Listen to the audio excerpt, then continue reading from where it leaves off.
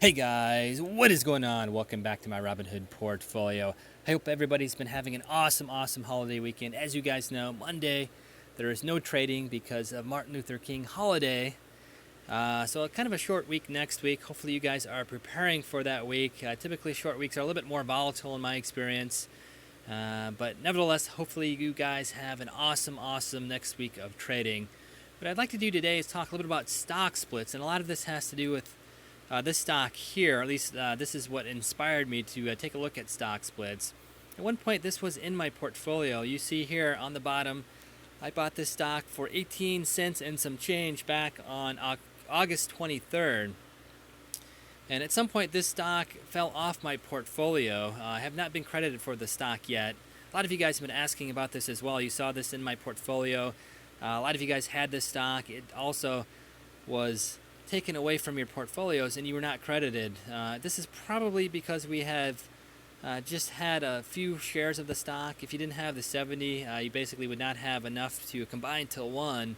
Robinhood should be reimbursing you for that. I've not been reimbursed yet, but I'm pretty confident at some point Robinhood will reimburse us for these shares. And you can see here, bringing up the 1 year record here, if I go back to August 23rd, you can see this is actually $13.08. So this is reflecting the reverse stock split here, 70 shares into one that happened on December 28th.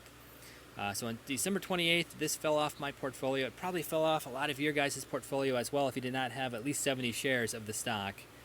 I'm confident, I'm at least hoping Robinhood will reimburse us for that. For my portfolio, not a big deal, only had one share, 18 cents, but some of you guys may have had, 65 shares or so, which would have been a little bit more money, and just for the integrity of the broker, I hope they reimburse us for those stocks. But so yeah, I took a look at stock splits. Kind of interesting. I knew these happened. I wasn't quite sure how they happened, but apparently they just kind of declare a date and go ahead and either split the stock into mini stocks, or they can also consolidate the stock, like what happened with ETRM here, reverse split. So just kind of in briefly detailing what a stock split is. A stock split is simply when a company divides its existing shares into multiple shares. So typically it's 2 to 1, 3 to 1. It can also be 10 to 1, 20 to 1.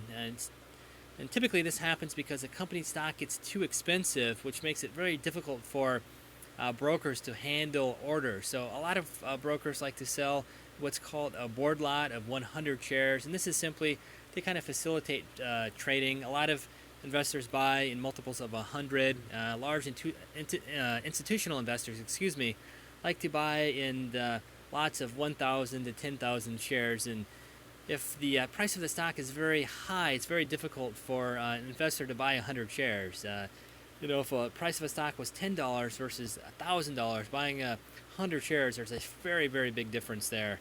And a lot of investors would not be able to afford 100 shares. And likewise, when it gets so expensive, you might say, well, why don't they just sell like 4 or 5 shares? Well, a lot of investors don't want to buy, 18 shares or 43 shares or, 92 shares. They want to buy in multiples of 100. So it just makes it much easier for investment firms to make those orders. And as well as you can imagine, it also has something to do with liquidity as well. As I said, if the price gets too high, a lot of investors are sort of priced out. They can't afford the stock. So there's not a lot of volume on the exchange, and the bid-to-ask spread can be quite large, which if you cheapen up the stock, those come down, and there's lots more frequency of trades. The volume is higher, and it's just a more liquid stock. Most investors prefer that, so that's why most companies do that. On the other hand, if the stock gets too cheap, the company can also do what's called a reverse split. So basically, as ETRM did, they can take 70 shares or whatever the multiple is, 100, 25, and condense that down to one. And that's done for a number of reasons. First and foremost is because a lot of the stock exchanges, for example, NASDAQ is what ETRM trades on, have a lot of rules concerning what stocks need to meet criteria that they need to have to be continued to be listed on the NASDAQ. And one of those is to maintain a share price of at least $1.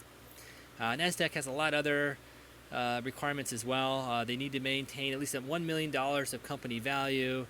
There needs to be at least 300 stockholders, so on and so forth. So there's a lot of different criteria, but mainly if a company falls below $1 for a certain period of time, essentially over a year, they're delisted from the exchange. So that's really what prompted ETRM here to do that reverse stock split. And the other upside that can happen from a stock split is that there's a little bit of push up in the price as well. The stock kind of combines. A lot of investors see that. There's a little bit of momentum trading, and the stock can peak up. And you can see that here with ETRM. Over the last month here, you can see even with adjusting for the price here, it peaked up here to $27 before kind of coming down here. So a little bit of momentum trading kind of peaked that up, as well as the reverse stock split here. So yeah, I thought it was kind of interesting with ETRM here talking about stock splits. I was initially wondering why the stock fell off my portfolio. Understood that was because of the stock split. I only had one share, and since it was going from 70 to 1, basically did not have enough shares, obviously, to combine. So fell off the portfolio. I hope, again, at some point, Robinhood is going to reimburse us for these stocks. For me, not a big deal, but for some of you guys who maybe have had 50, 60 shares, that's a little bit of money. Not a lot, but still enough that they should be reimbursing us for that. So yeah, just wanted to talk a little bit about stock splits and why they're important, what are some of the reasons behind stock splits, and really answering some of your guys' questions of why ETRM fell off my portfolio.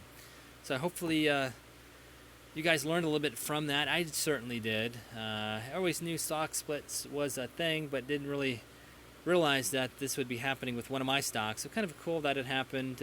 Little learning point, I guess you could call it.